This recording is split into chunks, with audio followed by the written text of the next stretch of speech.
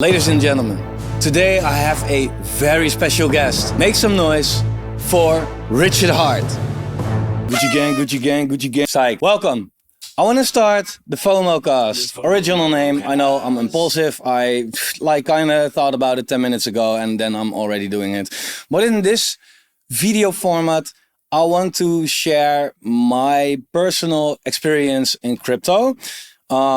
The mistakes that I have made in the last, what's now, 12 years, the money that I missed out on, what I would have done different if I could go back in time, and the things that are really helping me making money in crypto right now. The fact that I have my own office here, that I'm independent, that I can do what I want, basically, how is my whole story. So I think it's important to be 100% transparent. You're sometimes watching a YouTuber, but what's his story? What is he doing? What kind of mess did he have to go through to be where he or she is? So when I got into crypto, I said this a couple times, I think, but that was in 2013. A friend of mine, which is now a colleague of mine, he came over, he said, I made a lot of money. And I was like, okay, why? I too, like, I'm broke? How? And he said, like, I bought Bitcoin years ago and a couple dollars. It's now worth $400 per Bitcoin. He had like 1,000. I was like, holy crap, man. What was it? No idea. Look, I'm impulsive. You have to know this. I'm really impulsive. I don't know how to deal with money, especially if I don't have it. I have full ADHD. So I was like, okay, where can you buy it? And he was like, do you want to buy it? Yeah. Do you know what it is? No, just let me, where can I buy it, right? So I bought one Bitcoin for $400 that I probably didn't even had back then. I don't know how I got the money. Nothing really illegal though, especially the really, right? But so I bought that Bitcoin, and that was actually in the full peak of the 2013 run. So it turned into 800 pretty quickly, actually. And I just sold it because I made $400. Back then I was 23 years old and I didn't have my life together. So I figured, like, I have $400, let me sell it. And I was very happy. I never looked back, actually. Then in 2000, and I probably bought weed for that, right? In hindsight, you have the Bitcoin pizza story, but this was the most expensive blunt ever. So in 2017, I rode the bull market a little bit. I don't know how, but it came on my radar again. And me and some friends, we were all the typical retail that never heard about crypto. We were not there in 2016 at all. And it just came on our radar, right? So we sat in front of a big television, and in the Netherlands and Europe, you had an exchange called Lightbit. I don't even know about TradingView or anything back then. And we were just refreshing that page like every minute. And we were like, oh, look at that coin. I invested in that coin. Like, everybody rich. Yay. Like, we weren't even that rich. But for us, it was a lot of money. I probably invested a couple $100 and made some decent money, actually. But also, what did I buy?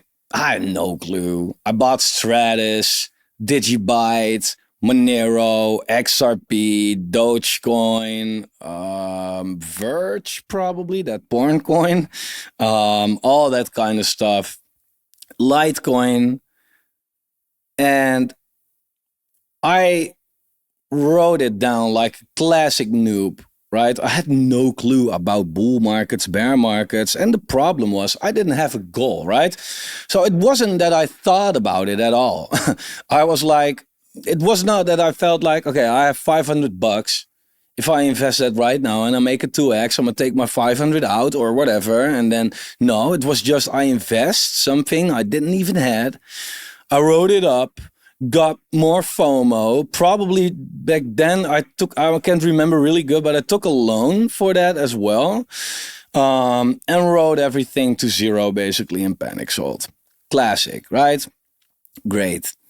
Before that, actually, I had a platform with that same colleague of mine where we were not mining Dogecoin, but it was some kind of a faucet where you could tap every now and then and get free crypto, and they made money by ads, etc. But it was very easy to get hundreds of thousands of Dogecoins back then. And we had a small website and we thought like, hey, let's do the same. So you had to find a certain link, a hidden picture basically. And if you got that, you won, I think it was like 50 or 100K Dogecoin.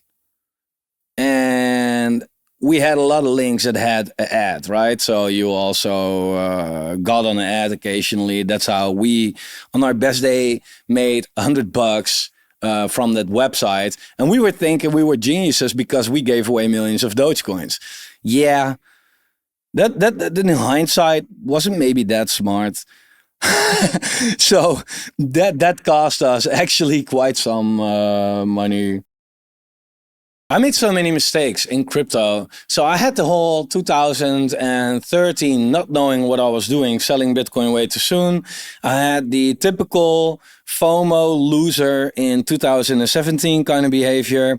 And in 2021, it was more the slightly deeper mistakes where, for example, there was a private sale going on. And I don't even know what coin it was. But I was able to invest 10K. And I was in a period where I was already making money. I'll come back to that. But it was a private sale. So I was like, okay, 10K is what I want to put in. So I was filling in the form.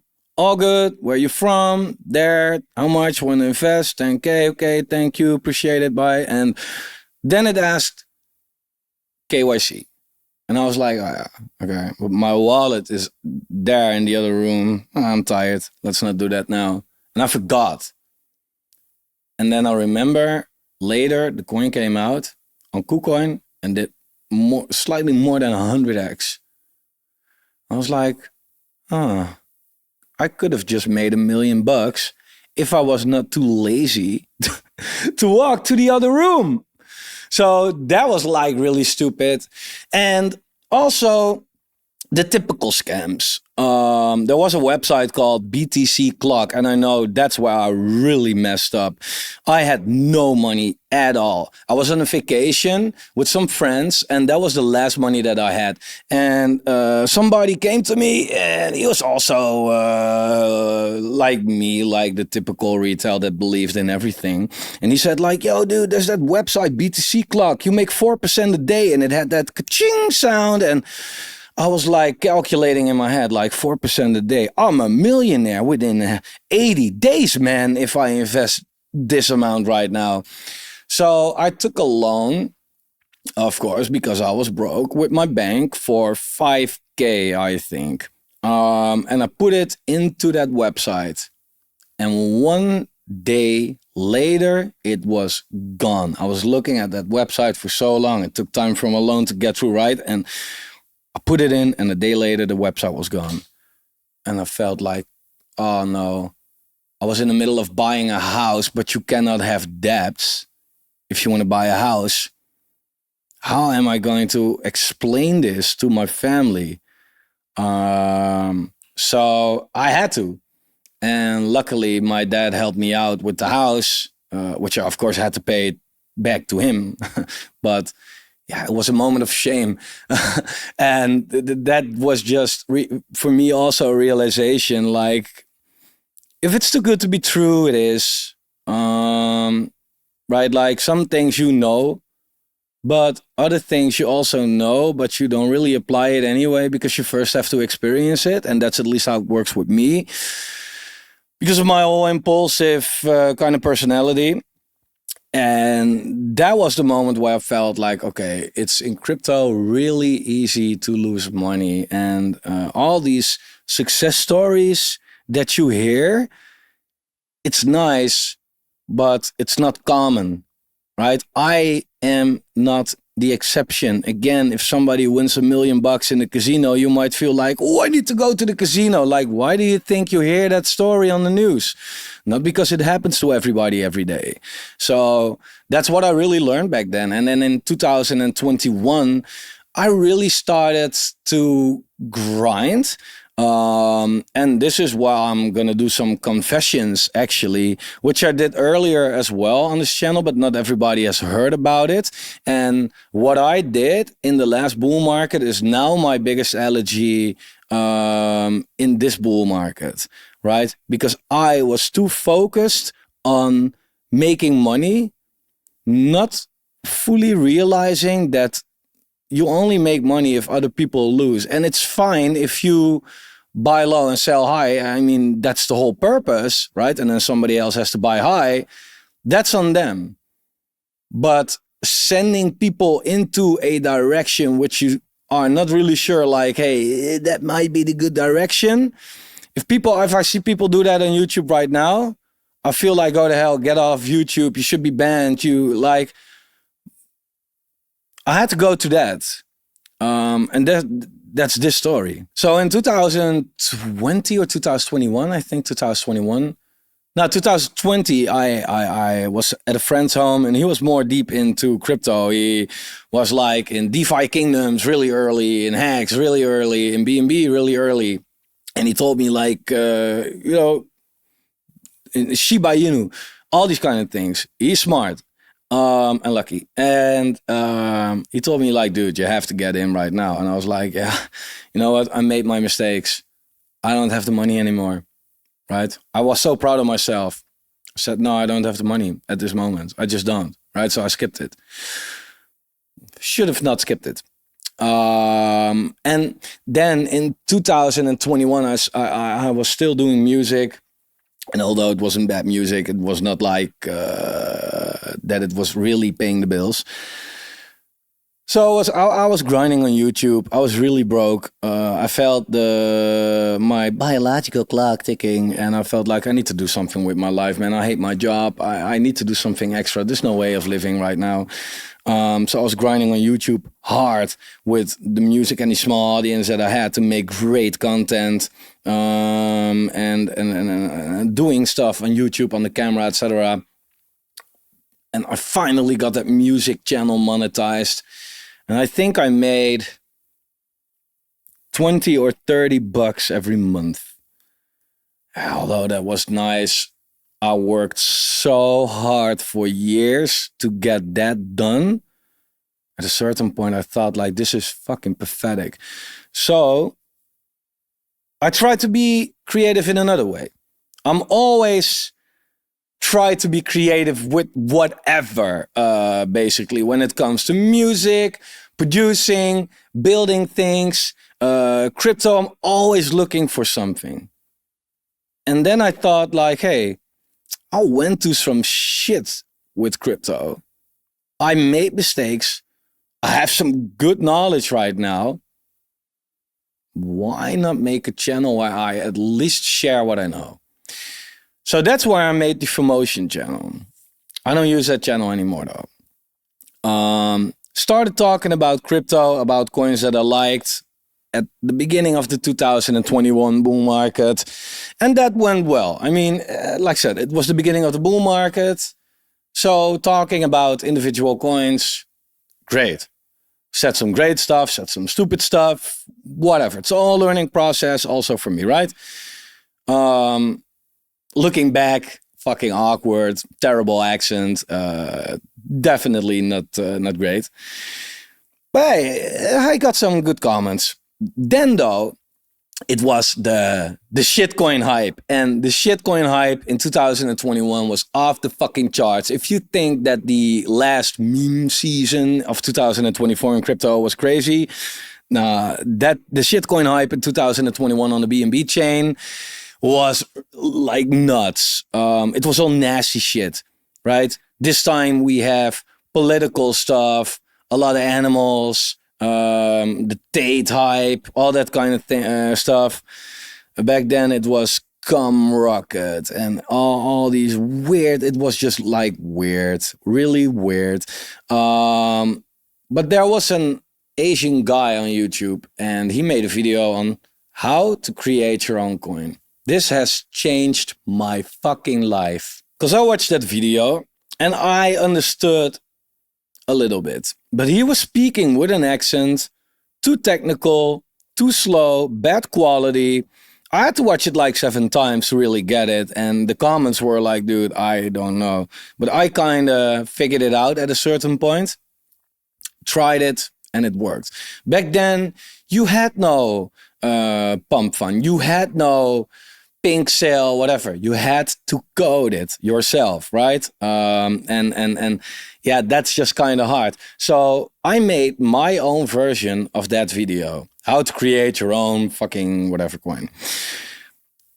I released that video, and that video, it wasn't like millions of views, but it kind of blew my channel up. Subs were coming in. I made a lot of money for me on YouTube. Like I had a month where I made, I think, $1,500 on YouTube in 1 month by AdSense.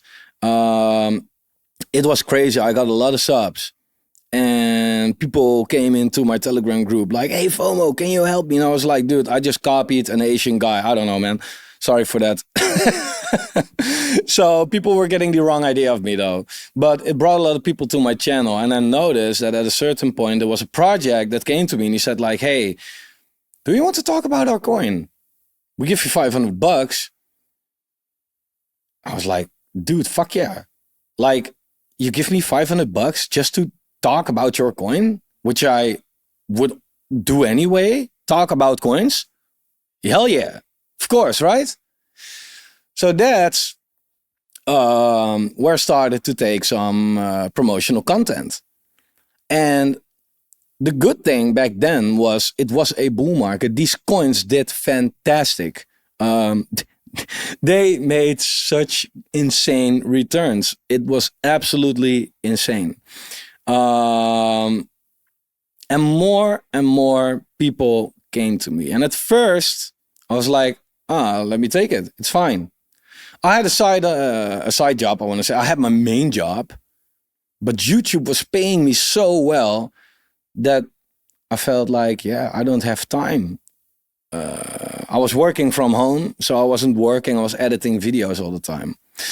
And my boss was very happy.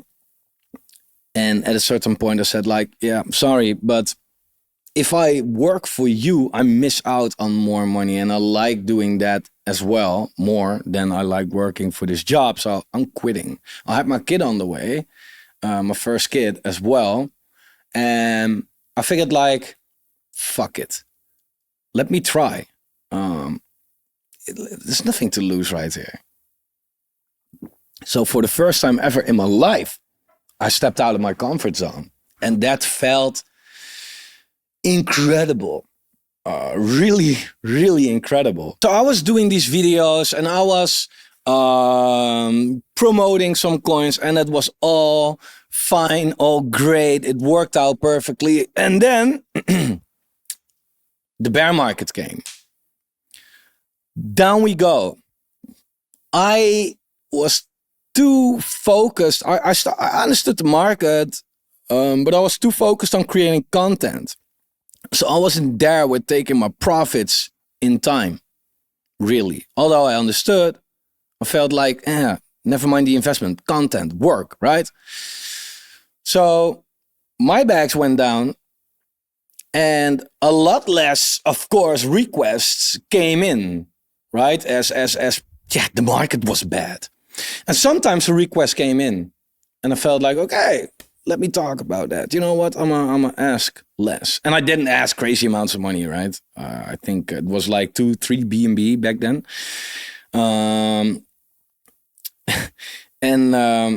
The downside of new projects in the bear market is that they often don't do well. So what I noticed is that these projects that I talked about, they end up failing or rugging. And that was really harmful for the community and for my reputation. At a certain point, I was panicked. I thought, shit, my kid is coming. I have no job anymore. We are in a bear market. What am I going to do? So what I did, I kind of gave up on the channel. I figured like people don't care anymore anyway. They don't watch. They know that these projects right now are doing terrible. So what I was doing, how do you put this? I was fooling the scammers. At a certain point, somebody came to me and he said, I want to promote my project. I said, cool. This is what I ask. And he said, no, you get this. And it was ridiculously low. It was like, really. And he said, you only have this many views. And I thought, fair. So I went on some stupid website to buy YouTube views. And therefore, I could charge these people more. Yeah. Bullshit. Should have realized like this is not the way, right? And go work at a fucking call center again. What I was doing to my channel though is that if you buy views on YouTube, these are not real views. These are views that only count for max 30 seconds. And what YouTube for the algorithm is looking at is how long compared to your video are people watching your video. And if I had a video of 50 minutes and the average watch time was like 30 seconds, YouTube was like, let's throw this asshole right out of the algorithm. And my channel completely died.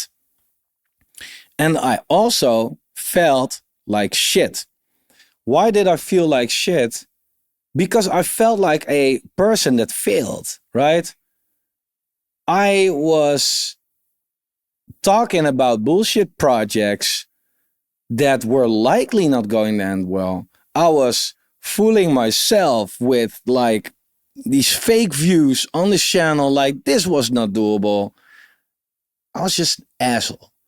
And I felt like, nah, this is going to change. This is totally going to change. I cannot do this. This is disgusting. If other people do this, I will hate these people. Why am I doing that?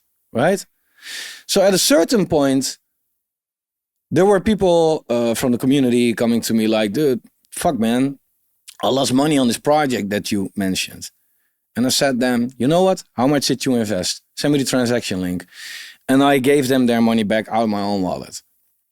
Although I was broke, again, with a kid on the way and no job, I was refunding these people because I feel like, fuck, my ethics are worth so much more than this. You can have my money. And then I thought,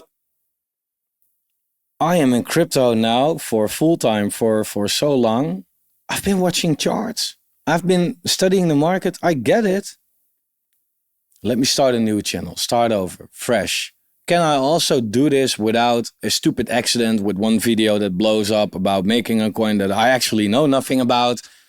Can I actually do this with a smart community, with knowledge about the actual crypto market, not about the top this and that coin? And yeah, I mean, if there's ever I got on this channel, Sonic reached out to me, Sonic Phantom. And even though that's a legit project, I never replied to them. I have a hard rule right now. No paid shit, right? If I believe in a project like Seedify, for example, I talk about Seedify all the time, right? And if they come to me and be like, hey, can you mention this? We'll give you a couple Seedify. Sure, but I will talk about that anyway. Yeah, might as well give me a little money for it, right? Nothing wrong with that. But never again I will even reply to anyone about a project that I don't own in the first place myself. And that's some kind of a challenge for myself. And here we are. 37,000 subs. Guys, fuck. I'm back at where we were with the other channel, basically. And we did this purely based on knowledge, on investing early at the right times of the market. Did I make mistakes on this channel? Sure. I talked about a node project that didn't end up well, right? Also talked about 4 node projects that did do well. It's about your net outcome, right? Everybody in crypto is gonna say like, hey, I think this is a good project, and it turns out to do bad, right? Talked about Spartadex, Engine Starter, that, right? But it doesn't matter as long as you also have projects that win and your net outcome is positive, right? That's the thing that I really learned with crypto. You know, having some losers. Yeah, if you don't have them, congrats. You're sign up for the World Guinness Book of Records. You're the first, right? So that's what it is. So that's the whole story about what I did with FOMotion and why I am now so dedicated with doing it different with the FOMO Factory, and also having such an allergy to people who do that. Because if you are in the Alpha Factory, right, I still, of course, I need to find ways to monetize it a little bit for myself, but I work for it, right? If you are in the Alpha Factory, for example, there I do one-on-one calls with you, right? So it's not that I make coin calls and that it doesn't matter if there are like 30 people in there or 100 people. No, if there are 100 people, I need to work 3 times as hard as if there were 30 people, because I get on a one-on-one call with people to go over the portfolio on a monthly basis or so, right? And that's making me more and more realizing like, hey, there's not only a camera there. There's a whole, basically the whole world is behind there, right? I'm talking to people. I got scammed with a lot of projects. Projects that I bought because of YouTube channels. How many times did Crypto Banter, for example, at the top of the bull market say, this is a great project, buy now? And I was naive, I did that, right? And I feel like it's not bad to make mistakes. That's fine, man. Dude, I just admitted my whole biggest mistake, right? But it's fucking disgusting if you don't learn from it. And if you don't do it better next time, right? At least learn from it. And that's what I try to do. I want to build this channel with a group of people that's, you know, being tested for their patience like crazy. And a lot of people, they got defeated in the meantime. A lot of people, they wore off, or they commented like, bear market is in, alt season won't happen, whatever. A lot of people, they stopped believing. And they went to the sidelines or whatever. And that's fine. But the people that are here left, those I want to be the people that in, I don't know, man, half a year, together with me, be like, dude, it was a ride, but we did it. And we did it the right way. And that's just my goal, man. And in the meantime, I'm locking in. I'm taking my profits. I am paying off my mortgage. I already did that for a big part. So I will never feel the need like, fuck, it's going down, I need to do something. I don't need to do something. I'm gonna work a normal job. I'm fine. That's my cycle. Eventually, my goal is the people that watch this channel, I now have, no, not in total, but overall, if you take it from there to there, 12 years of experience And although you cannot feel experience through a video, you need to build this experience yourself. I try to make you feel mine, even if it's possible for like 5%. Because then you don't at least have to make these mistakes for 5% like I did. Because mistakes, I mean, it will cost you money, man. My biggest win in crypto is, I think it's Delysium, but I'm not sure. It could also be a trade, right? It could also be like, for example, I bought Superverse for I think 8 cents, something like that, and I sold it for 40 and 60 and 80, and I bought back at around 40 again, and I sold it for $2, and I bought back low again, and now. So I don't know exactly how much I made out of that. But in one banger, it was Delysium.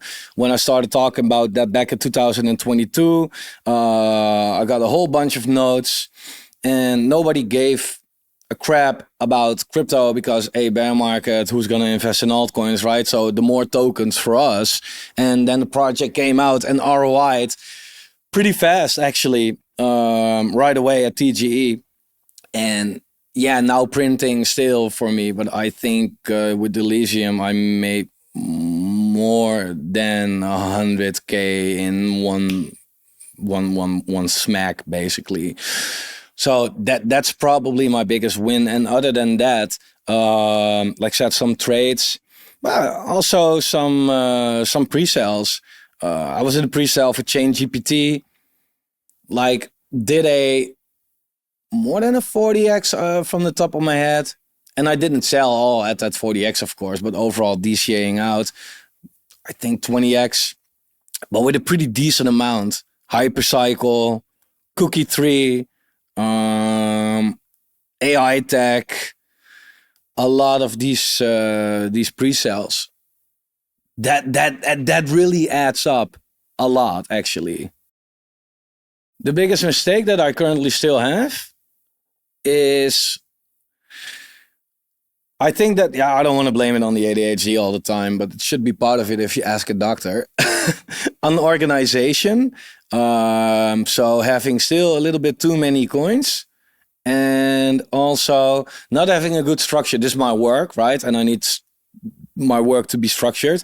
So that's something I can learn from still. And also sometimes, making yourself already really rich in your head. Like in December 24, I was sitting at a place financially where I never dreamed I was going to sit. And I was like, man, only a 3x from here, I'm fucking done, right? Like, and although I took profits back then with just 10% of my portfolio, but 10% compared to, it's a lot actually. But still, I wrote it down for part as well, right? I mean, in hindsight, I should have taken everything out, of course, right? We don't know that. But sometimes I look at my portfolio and I'll be like, oh, I only need this. But then is hypothetical. Let's stay focused with what we have right now. And I really came to the realization that you need to have a goal. That's what I say to everybody that I speak. And it sounds so cliche and it sounds so boring, but without that, you won't make the money that you want to make. So, for example, at this point from where I am in my portfolio right now, and again, in the Alpha Factory, you know exactly what I have and what coins, etc. But at this point where I am right now, at the moment of recording, I need a 4x to reach a goal that puts me safe for, well, maybe not ever, but for a long, long time. And a 4x is not like exciting.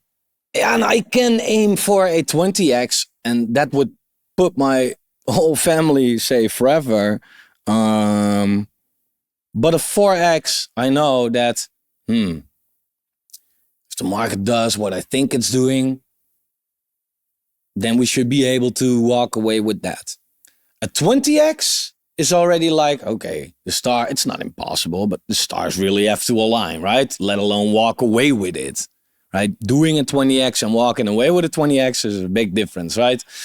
So I try to manage my expectations and doing that with like 80% of my money, right? So if I can take 80% of my portfolio, achieve my goal with that, then I'm cool.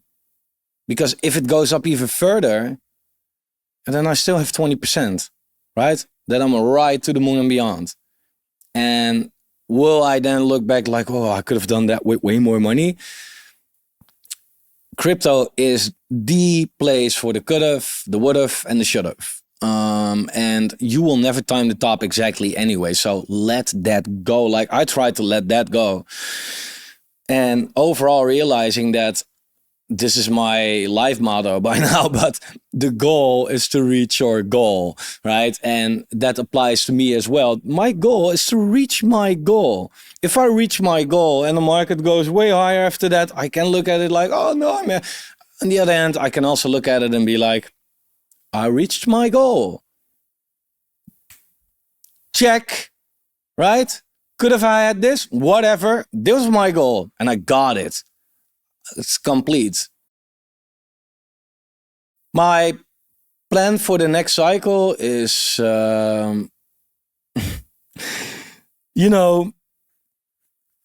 take all the experience that I have so far, plus this one, and apply it into the next one.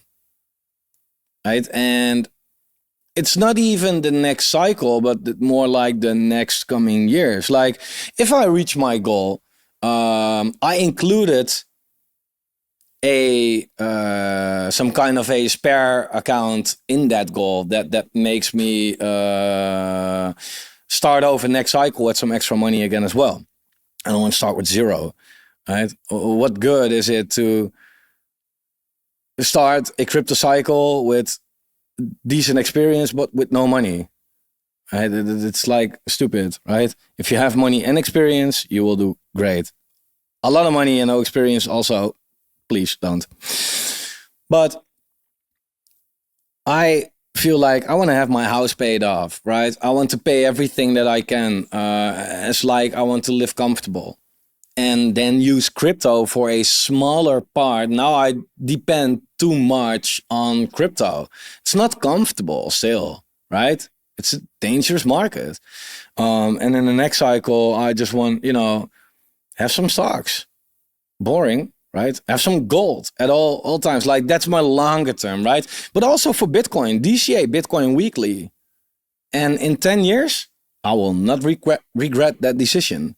And for that cycle, also DCA Bitcoin, right? In a different wallet. That's the Cycle 5 wallet, to put it like that. And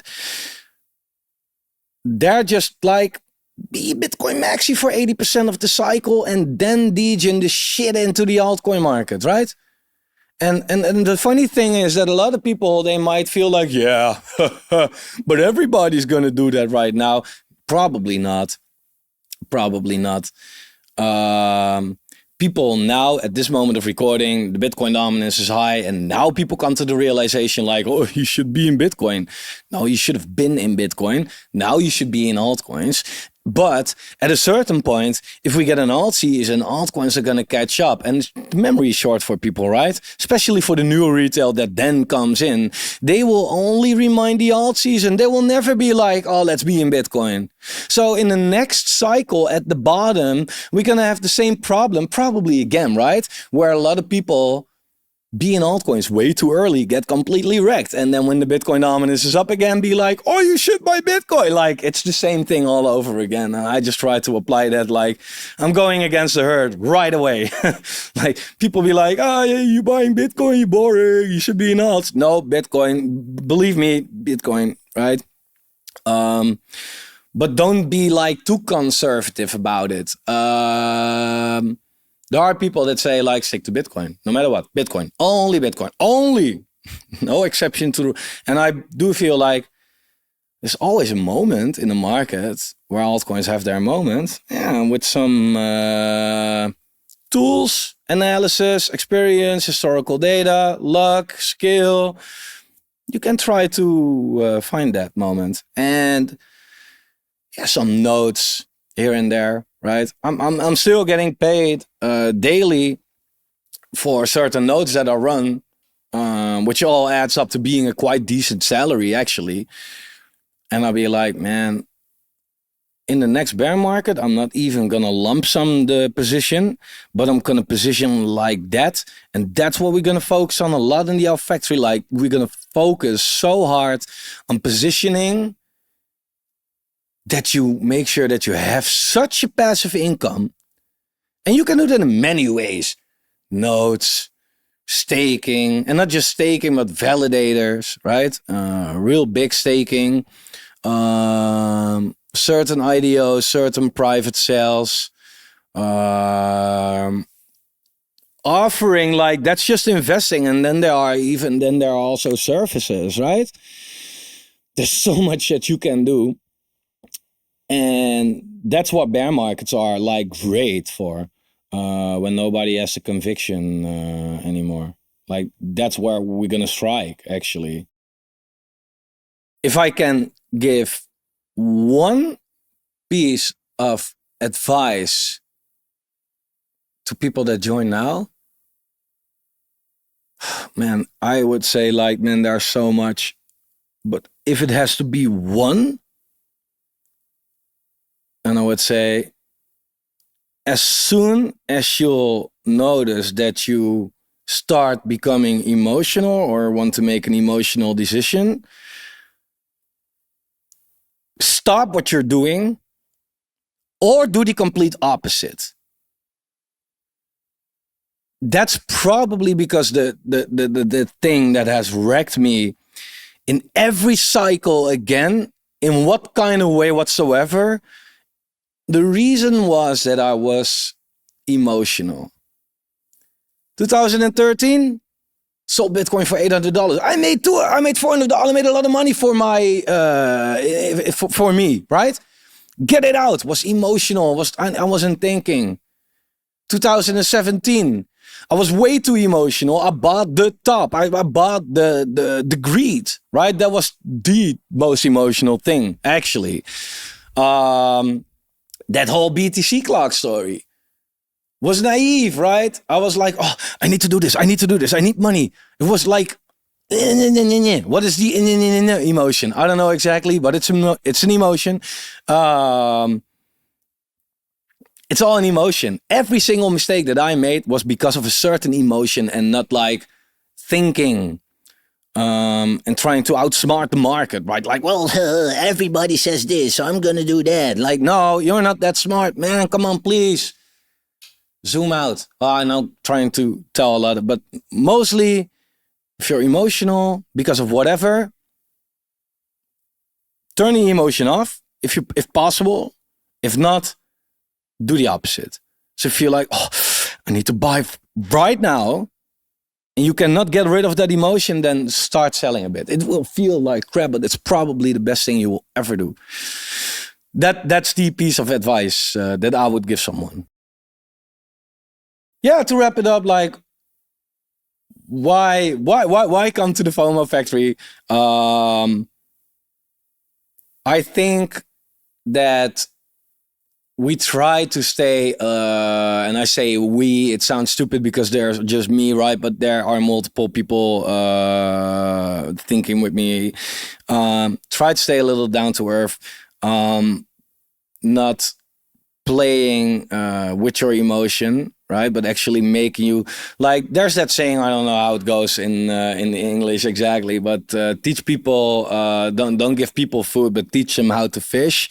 I think that's mainly what I'm trying to focus on, at least. Like, I'm not going to give you the best top 10 altcoins. Like, how to find them yourself and how to know when to buy them, right? Like this, how you do it. And it's not the most exciting content, but at the end of the day, this is what really makes you make money, and you won't rely on a stupid YouTuber at the end of the day, right? So that's what I'm trying to do. And also just zooming out. I have ADHD, I zoom out all the time, right? But zooming out, like people freak out if they see crypto go down within now and an hour, like 5%. Ah! Like I'll be like, let's look at the monthly chart. We're investing, right? We're not short-term day trading. So why is this wick bad? You are not getting liquidated, right? Let's look at the monthly chart. Is it looking bad? Oh, it's actually not that looking bad. No. So who cares what happens today, right? I also don't try to give like these crazy ass price predictions. There are so many people in this crypto space that are doing everything to make them earn money. And that's a somewhat recognizable as what I did with that story about Formotion channel, the Formotion channel in 2021. Difference is I wasn't fully realizing that there were people on the other side losing money. Yeah, you could say like, how do you not realize that? I knew it, but I never thought about it like that. But there are a lot of people, YouTubers I want to say, but people on Twitter, Telegram, that are actually scamming their audience on purpose. And that's something different. And that's something that you'll notice the way I start talking, like that's something that I really get mad about. That like, if you go to a fucking liquor store in real life and there's a hardworking man or woman working there and you're robbing them, you're not only traumatizing them, you're stealing their money. And if they get you, you go to jail for that, like you should. On the internet, it is exactly the fucking same, only it happens more because people are anonymous, right? So these are the type of people that don't have the fucking balls to actually walk into a liquor store, but they do it on the internet. So it's the pussy version of a criminal, right? And I honestly think it would be so fucking hilarious if they also go to jail, because again, they don't have the balls to go and commit crimes in real life, but they have to go to real life prison. Ha! Good luck.